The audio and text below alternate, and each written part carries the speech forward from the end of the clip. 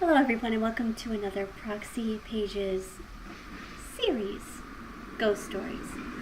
So, I have a little bit of a treat for those of you that are listening to this. As the title says, we are listening to the confessions of an adult film star. Now, I am going into this completely 100% blind and uncut, as well as unpracticed. Think of this as a Bird Box blind challenge. So without further ado, let's go ahead and begin. And as stated before, because this is a not safe for work creepypasta submission, there are certain things I may or may not add into the story simply because I am uncomfortable voicing it. Without further ado, let's begin. The Confessions of an Adult Film Star, Part 1.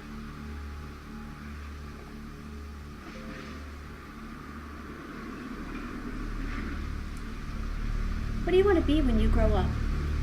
There are plenty of answers to that age-old question. Police, fireman, lawyer, every kid I grew up with had a different answer. Mine was probably one that made heads turn. I said I wanted to be a movie star. Oh, that sounds fun. Who's your favorite actor, you might say. But what I really meant wasn't going to audition as a Hollywood extra, but the downright dirty side of the Sunset Strip. The raunchy, nasty, gritty side of the business that, let's be honest, almost all big-name celebrities dabbled in. I'm talking about porn, of course. By the age of 16, I knew that was the industry I wanted to be in. Was it because I was sex-starved teenager? Sure. Was it because I knew I could make a buttload of money?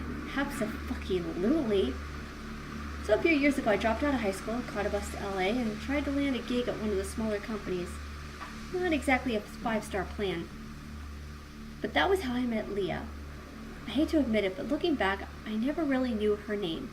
Her stage name was Leah Loveless, but anyone who knew her called her Lovely Leah. She was the nicest and kindest person you could ever meet. 19, full of life. You could tell right away that we were going to be a real hit. I actually met her right after she did this scene with one of the studs. That's what we call jocks that work in the industry, by the way. He had just got finished with the big scene, and the director called Leah over to introduce us. I remember thinking it was a bit strange to meet someone who was just standing there with the guy's discharge smeared across her naked body like it was nothing. Leah told me in the business it was just something that I would get used to. I was at the job for nearly 6 years, and I hate to admit, but she was right. We took a liking to each other right away. After she got cleaned up and put some clothes on, Leah asked me to go over to her trailer where I told her a little bit about my life story. In a lot of ways, you're a reflection of me when I was your age, she said. She made it sound like the mere 13-month gap between us made her 19 years seem like generations worth of wisdom. That was when she explained to me that she knew so much.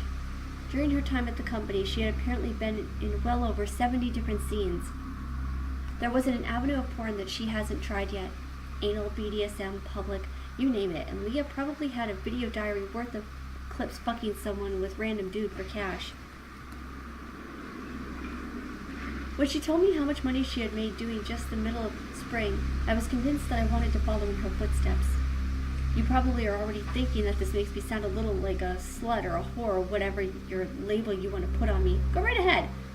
Maybe they apply. But that doesn't mean it makes me less of a person because I did this. Leah helped me find the job that changed my life forever. To start you off, we need to find an indie company that's desperate for your talent. That's right. Here fits the bill. I did my auditions with them a few years back. She explained, passing me one of their flyers. Obscura Entertainment, the poster read. It looked like some sort of black voodoo torture porn, but Leah insisted that they paid through the nose for new talent. Don't show weakness.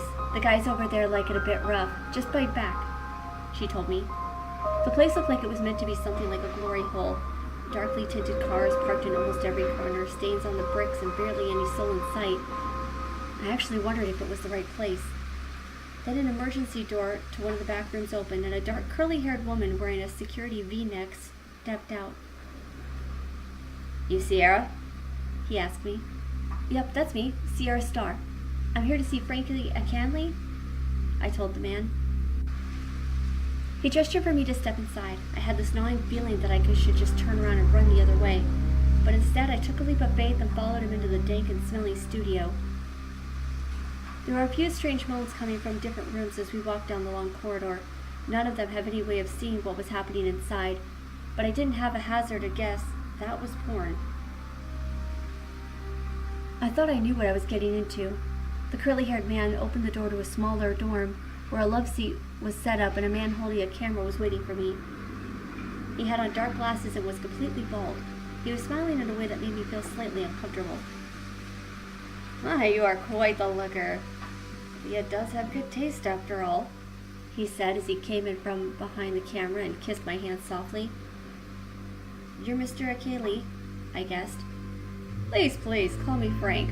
I'm so glad you made it here in time. As it turns out, I just got off the phone with our veteran male actors. He's as eager to start the scene."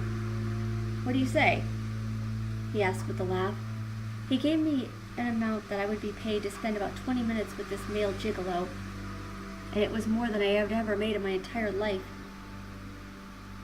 I said yes to that, and moaned it a few more times later that day. After the shoot, the co-star surprised me by asking me for a drink to unwind. "I understand if you say no. We can keep things professional," he admitted. His name was Keith. "Can we even consider what we do professional at all?" I asked. He laughed at that, and then insisted I should go grab a bite with him. I was a new girl in a strange city. I needed friends, but honestly, I also wanted to call Leah to tell her how my shoot had gone. "Hey Keith, don't forget to let her taste some of that stuff," another actor cleaned up from the shoot called out to us. Keith gave his friend the stink eye. "What's he talking about?" I asked. "It's a new drug that had been passed around here. Sorry he even brought it up," he admitted as we walked out of the studio. "Well, what does it do?" "I've already ticked off a few things from my bucket list tonight. I've always wanted to smoke a joint," I told him.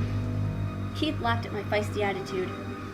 "This drug doesn't work that way. People on the street call it innocence because they say it once you take this stuff, it's the last thing you lose. It's the first thing you lose," he quipped. I gave him a naughty grin. "I think we both know I'm not a virgin," I teased. Keith gave in and told me he had a stash at his place, so we left Obscura and went over to a small trailer park. I know this was really foolish of me, but I was still turned on by Keith. He was nicer than I expected, sweet even. I could see myself really enjoying the scenes with him, and I hoped the other actors were just as nice. Then when we walked to his small trailer, he took out a jar from one of his pantries to show me the drug. It resembled some weird black goo, and he explained.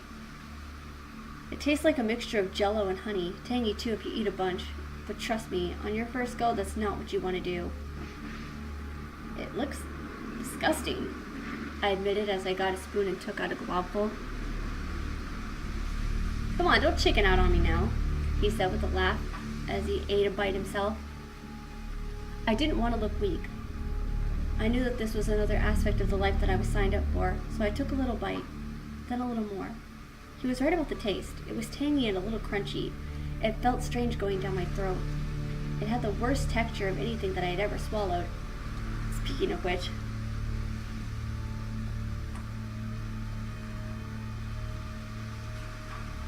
"I think I might be sick," I told him. "Like I said, it does that at first. Nothing to worry about," he told me. Keith kept eating. I could feel the peer pressure. I mean, I already did sell my body to this company, right? So sure, I had a few more scoops. Then I really did feel sick and lightheaded. Keith laughed at me, and then dared me to take some more. I was young and stupid, and of course I did it. Sometime between then and the early hours, I blacked out. What happened next, I couldn't forget, though, even if I tried. I woke up with blood on my neck. I was face down in my own blood and vomit. It looked like most of the goo had attempted to digest was now caked against the trailer's wallpaper. As I scrambled up to my knees, I saw Keith on his bed, legs sprawled open like I had been sucking his dick. Except that he had no boner to speak of. Instead, where its private should have been was a large gaping hole. His flesh had been severed and ripped apart as something horrendous. He had a shocked expression on his face. He had died while something had feasted on his lower genitalia. I screamed and pushed myself away from the trailer, grabbed my coat and got out of there as fast as I could. The only person I thought I could call was Leah. I had no one else to turn to about this. She picked up at the studio at the 3:15. It looked like she had just come from a shoot herself. "At least I didn't wake you," I said. "What happened?" she asked. I described every detail to her, and Leah got extremely quiet. I couldn't see where this was going. It was so dark. Then I realized she was taking me to some sort of back lot. There was another car waiting there for us. A man I didn't recognize was waiting for us. "Logan, this is Sierra. She needs to get to Clear River right away," Leah told him. He seemed like some sort of government official. "Wait, what's going on?" I asked. "You've been infected. Logan can provide you the antidote, but you need to go with him right now. Do you understand?" she said. Her wild-eyed expression told me not to question her. I got in the car with the stranger and drove away like a bat out of hell. It was so densely foggy that I couldn't tell where I was headed. Logan didn't talk much. From his expression, it looked like he had a few questions of his own for me. But apparently now all that mattered was getting me the treatment. We arrived at some sort of barricade. A long barbed wire fence stretched out towards both horizons. "Sorry to do this," Logan told me. I turned to ask him what he meant, and then the man injected me with some long syringe in the neck.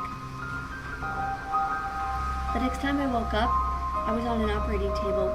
I watched as people with surgical masks cut through my lower belly and took something out. It looked like a spider. It was still moving, shrieking. Logan was there too. He saw that I was coming out from under anesthesia and administered another dose. The next few hours were a haze. I was in the car again returning to LA. It seemed like days had passed. I felt sore and tired, like I had been flying. Logan told me that he had to give me some drugs to help with the nausea. Leah met us again at the abandoned parking lot. She paid Logan a large sum of money and then got me back to her place.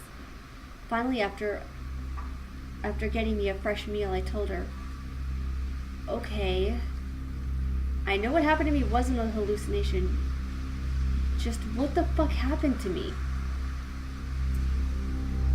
"I'm going to explain everything that I know, but trust me. When I say that, you aren't going to like it." She paused and then bit her lip before adding, "I should probably start off by telling you how I died."